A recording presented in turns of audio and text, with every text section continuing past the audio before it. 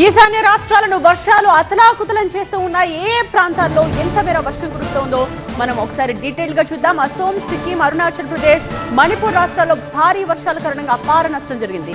వరదలు అలాగే కొండ చర్యలు విరిగిపడటంతో 32 మందికి పైగా మృతి చెందారు. అసోంలోని గౌహతిలో మట్టిలో కూరుకుపోయి 5 ప్రాణాలు కోల్పోయారు. వీరిలో ఒకే కుటుంబానికి చెందిన 3 ఉన్నారు.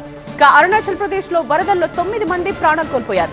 మిజోరాం, త్రిపుర, మేఘాలయాల్లో వరదలు, కొండ చర్యలు విరిగిపడిన ఘటనల్లో 8 మంది మృతి చెందారు.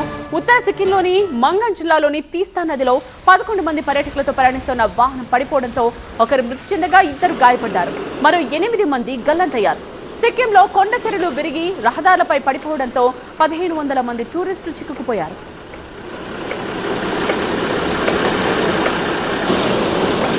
వాతావరణ శాఖ ఈశాన్య రాష్ట్రాల్లోని పలు ప్రాంతాల్లో రెడ్ అలర్ట్ జారీ చేసింది. గౌహతిలో 67 ఏళ్ల రికార్డ్ స్థాయిలో వర్షం నమోదైంది.